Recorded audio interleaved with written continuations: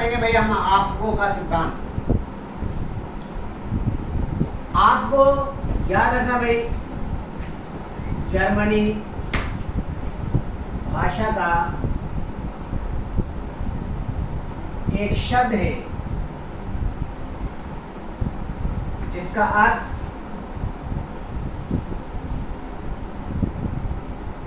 होता है निर्माण करना। और क्योंकि ये तत्वों के इलेक्ट्रॉनिक विन्यास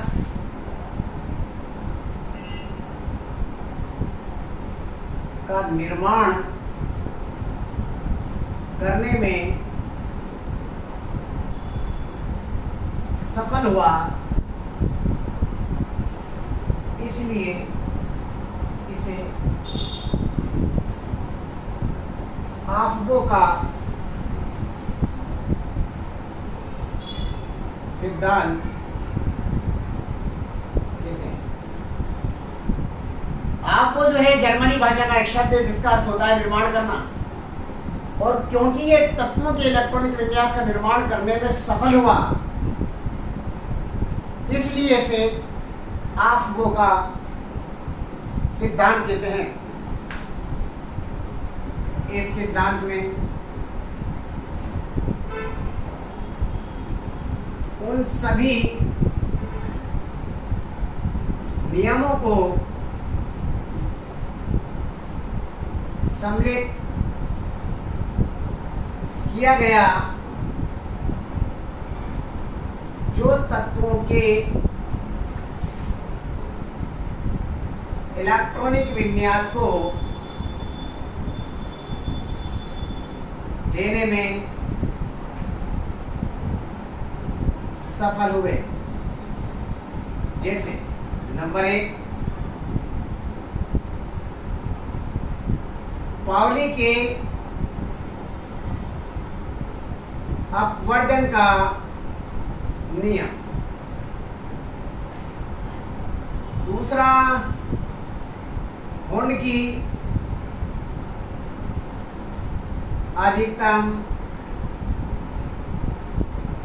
बहुलकता का नियम। तीसरा, N+L का नियम।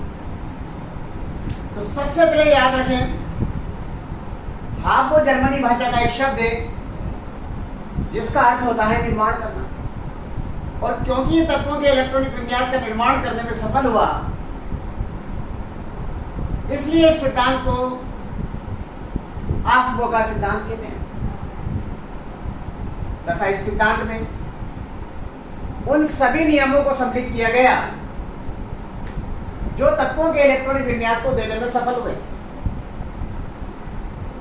जैसे पाउली का अपवर्जन नियम, घुंड की अधिकतम बहुलकता का नियम और N+L नियम। यानी कि ये तीनों नियम हमें तत्वों के इलेक्ट्रॉनिक विन्यास को लिखना सिखाएंगे कि इलेक्ट्रॉनिक विन्यास को किस प्रकार से बनाया जाएगा। तो इसमें हम पहला पढ़ने जा रहे हैं पाउली के अपवर्जन का सिद्धांत।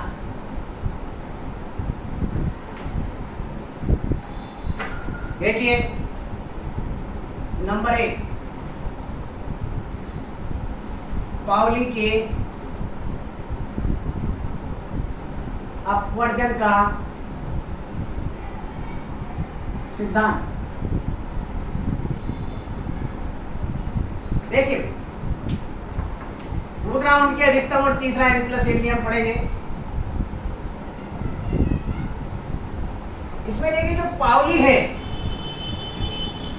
इसने ये बताया कि अपने को याद है एक कक्षक में कितने इलेक्ट्रॉन होते हैं, 2 क्लॉकवाइज और 1 एंटी क्लॉकवाइज। तो इस तरह परमाणु में किन्हीं 2 इलेक्ट्रॉनों के लिए चारों क्वांटम संख्याओं का मान कभी भी समान नहीं हो सकता। यदि N, L और M का मान समान हो भी तो भी एस का मान निश्चित रूप से भिन्न होगा, इसे पाउली के अपवर्जन का नियम कहते हैं।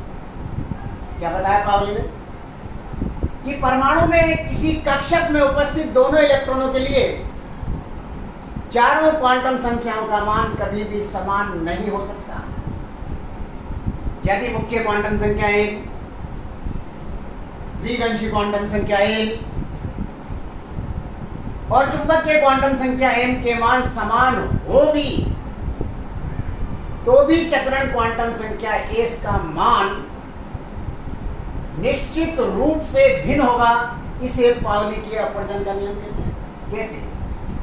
देखिए, पहले समझ लेते हैं, नियम लिखा देते हैं। देखो, इस नियम के अनुसार, इस नियम के अनुसार परमाणु के किसी कक्षक में उपस्थित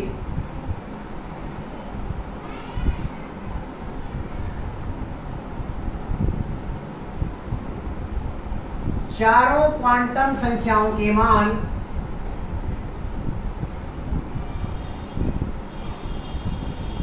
समान नहीं हो सकते यदि n, l व m के मान समान हो भी, तो भी s का मान भिन्न होगा, इसे पाउली के अपवर्जन का नियम कहते हैं। क्या बताया भाई पाउली ने? तो इस नियम के अनुसार परमाणु में किसी कक्षक में उपस्थित चारों क्वांटम संख्याओं का मान कभी भी समान नहीं हो सकता। यदि n, l और m के मान समान हो भी, तो भी s का मान निश्चित रूप से क्या होगा भाई? भिन्न होगा, इसे पाउली के अपवर्जन का नियम कहते हैं। कैसे? जैसे इस नियम को हम हीलियम के परमाणु के द्वारा समझा सकते हैं। जैसे हीलियम का परमाणु क्रमांक कितना है? 2। क्या विन्यास है? 1s2, यानी कि इसके s कक्षक में कितने इलेक्ट्रॉन है? 2। 1 और 1 2, यही मतलब होगा। अब हम हीलियम के पहले इलेक्ट्रॉन के लिए और हीलियम के दूसरे इलेक्ट्रॉन के लिए चारों क्वांटम संख्या का मान निकाल कर देखते हैं, क्या ये बात सही है? तो देखिए, हीलियम के पहले इलेक्ट्रॉन के लिए n, l, m व s के मान निकाल सकते हैं भाई अब आसानी से। 1s1 यानी कि ये वाला इलेक्ट्रॉन, पहला इलेक्ट्रॉन 1s1, दूसरा 1s2।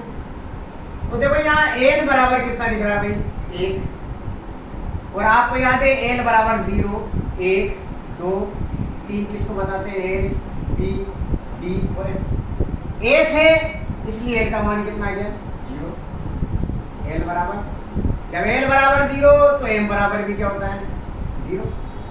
और s बराबर क्या दिख रहा है? सीधा 3 है ना, यानी कि प्लस 1/2। क्लियर हो गया? फिर तो हीलियम के पहले इलेक्ट्रॉन के लिए चारों क्वांटम संख्याओं का मान निकाल लिया। अब दूसरे के लिए निकालो। हीलियम के दूसरे इलेक्ट्रॉन के लिए n, l, m व s के मान निकालें। दूसरा इलेक्ट्रॉन 1s2, यानी कि ये तो पहला हो गया और ये दूसरा, इसके लिए निकालना। तो देखो इसमें भी n बराबर कितना आ रहा है? 1। s है इसलिए l का मान क्या हो जाएगा? 0। जब l 0 तो m का मान भी 0 और s का मान क्या आ रहा है? -1/2। देखिए m का मान समान आ रहा है दोनों के लिए, एल का मान दोनों इलेक्ट्रॉनों के लिए समान आ रहा है, एम का मान समान आ रहा है, फिर भी देखो एस का मान दोनों के लिए क्या है, इसके लिए +1/2 और इसके लिए -1/2। इसे हम क्या कहते हैं, पाउली के अपवर्जन का नियम कहते हैं।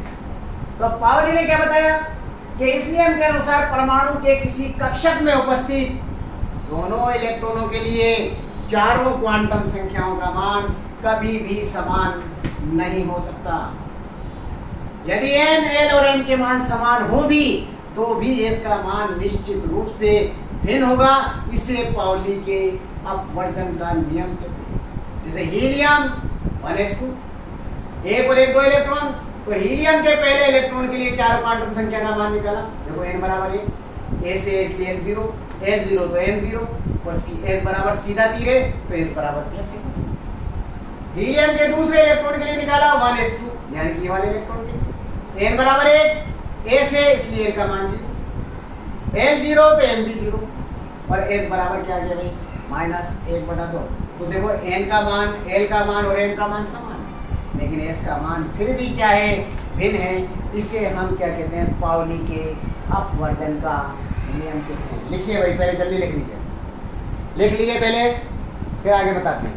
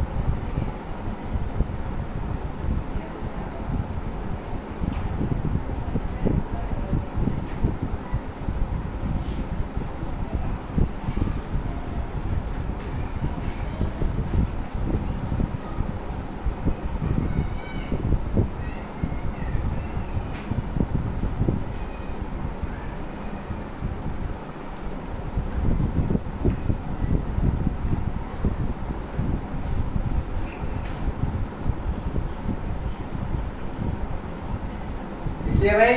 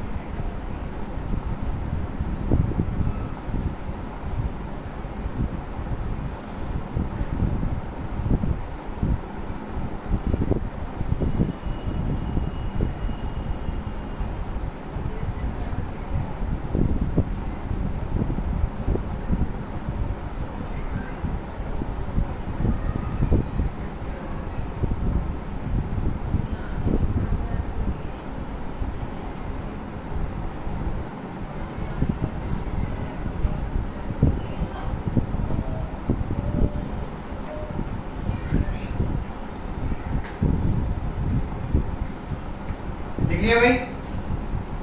आप देखो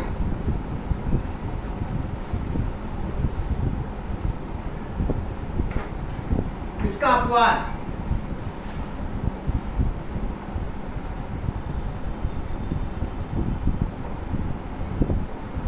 इसे हाइड्रोजन परमाणु में नहीं समझा सकते क्योंकि